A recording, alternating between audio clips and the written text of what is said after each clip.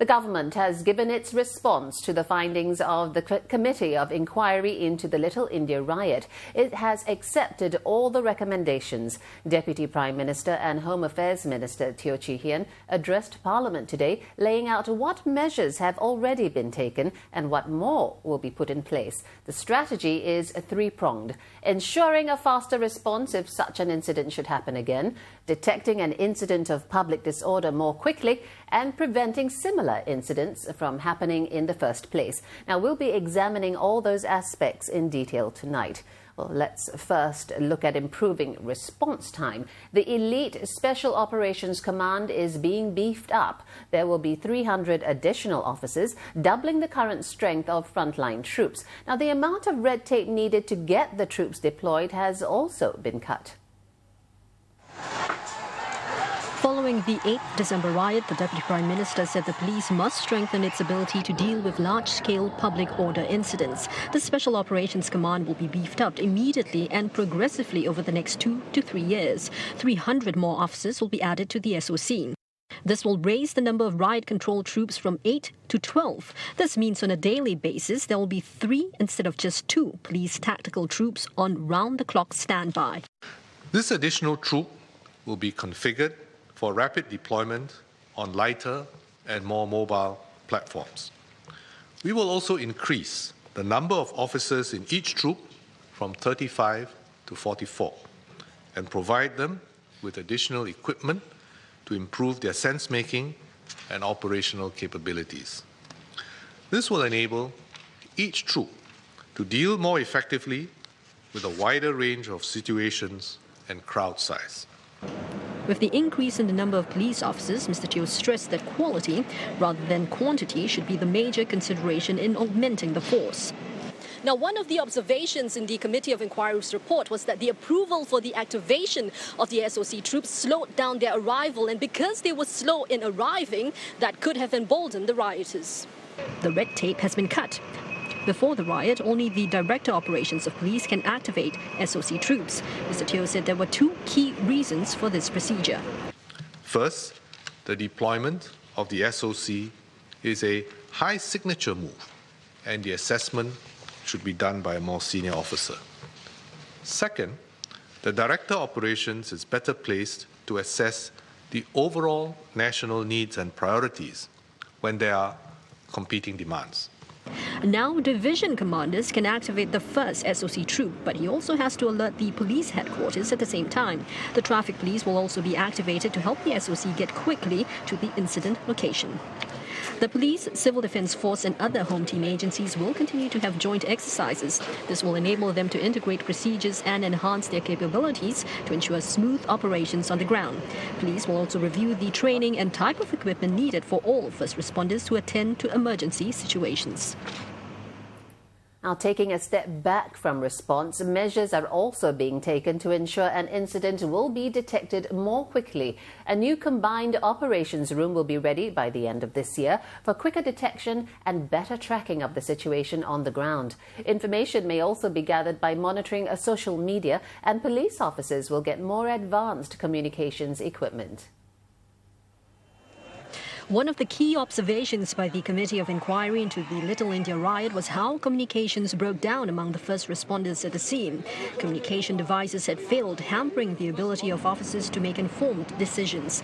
The Deputy Prime Minister acknowledged that this is an important area that needs to be improved. He said the police has an ongoing program started a few years ago for a major upgrade of its command, control and communications, or C3 systems, and some initiatives are ready to be rolled out. The new combined operations room will be equipped with tools to track the deployment of police resources. It will also have dashboards and information management systems for improved awareness of the ground situation. Frontline officers will be equipped with more advanced communications, imaging and mobile computing technology. The on-scene ground commander will be able to receive collated information pushed to him from the combined ops room.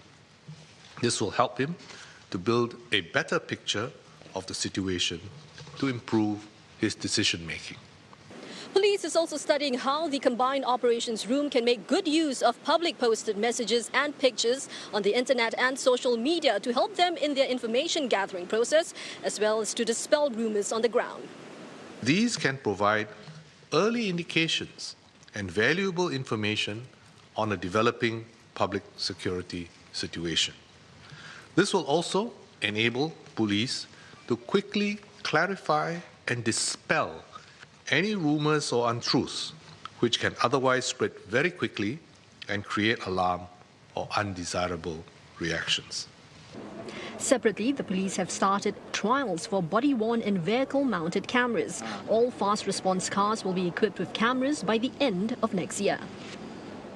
Finally, one major area of focus is preventing public disorder from erupting in the first place. And there are several possible ways to do this. First, measures governing the sale and public consumption of alcohol. Second, better managing areas where foreign workers gather. And third, improving infrastructure and public safety in Little India itself.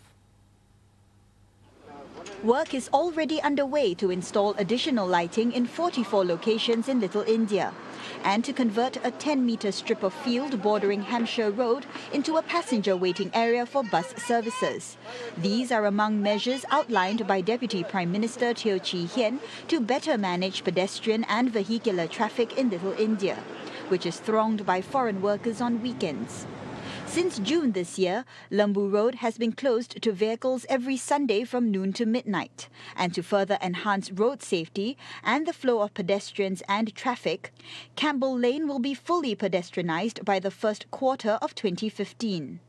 2 new traffic lights will also be installed along Serangoon Road and synchronised with existing crossings. Also planned, more electronic eyes in the area.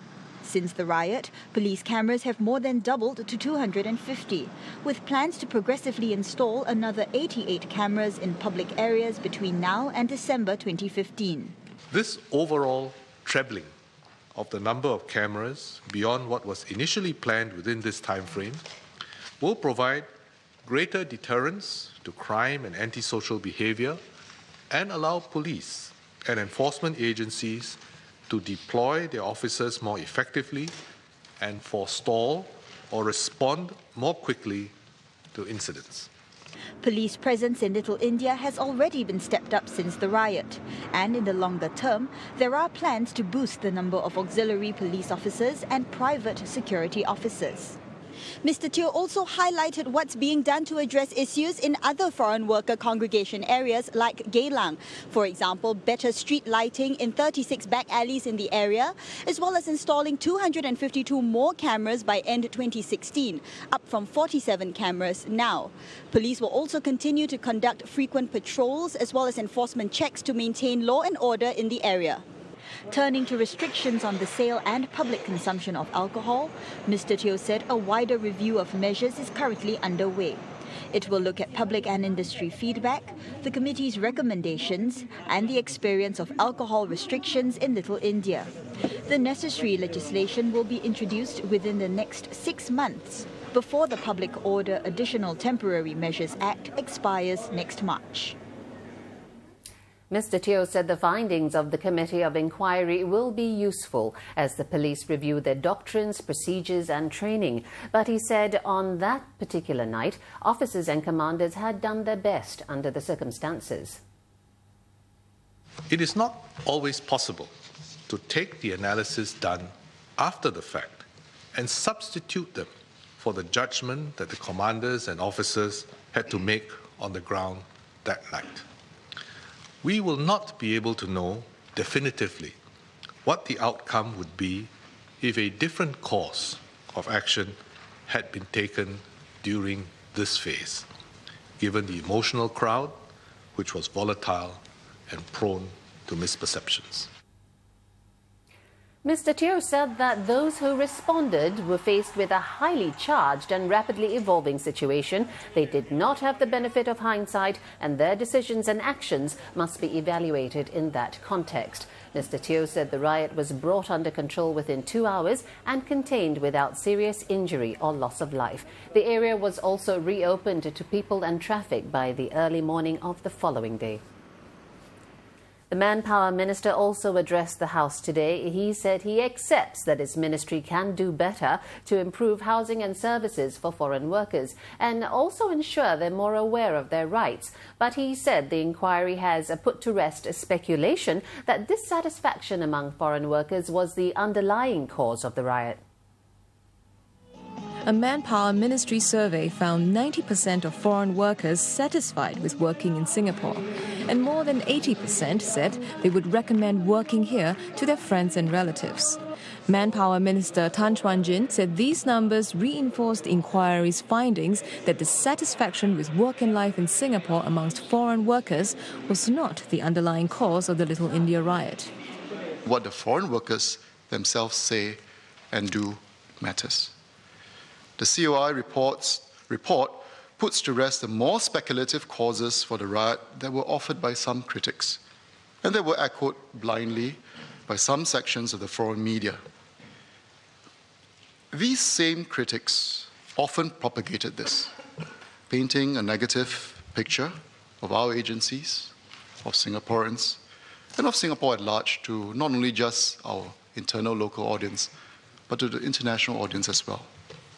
The inquiry concluded that Singapore had a generally good framework in place for protecting workers. But Mr Tan said his ministry is not taking the current state of affairs for granted, and employers who mistreat workers will be taken to task. Work is underway to improve housing and recreation services for workers, and the ministry is looking to improve outreach to workers about their rights and how they can seek help. Mr Tan believes Singaporeans genuinely appreciate the contributions of foreign workers. The riot was a unique event, perpetuated by individuals who were not representative of the majority of responsible and law-abiding foreign workers. The COI's findings have made clear that negative generalizations about the foreign workforce have no place in our society.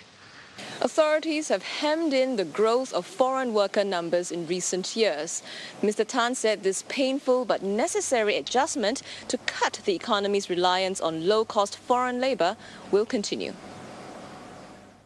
9 MPs joined the debate on the Little India inquiry today. Among the questions raised whether peaceful protests should be allowed to give police practice. How to recruit more police officers in a tight labour situation, whether the army could be roped in for public order incidents, and how officers could get more real-life practice. MPs raised these queries in a debate that lasted just under an hour.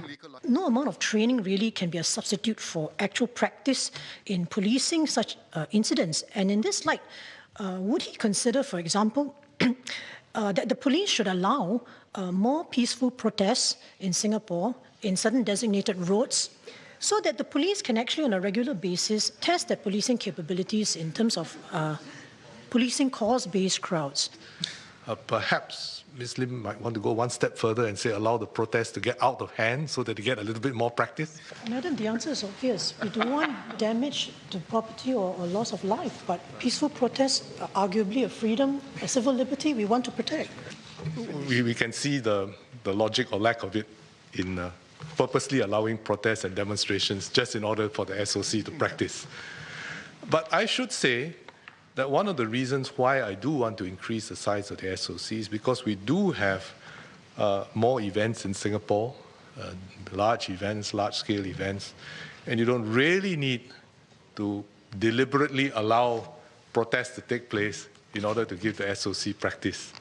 The typical football match and other events like that already provide the SOC quite a lot of activity and action, and quite frankly, I don't think many Singaporeans would want to see more chaos, demonstrations on the streets, disrupting their daily lives, and also taking up resources.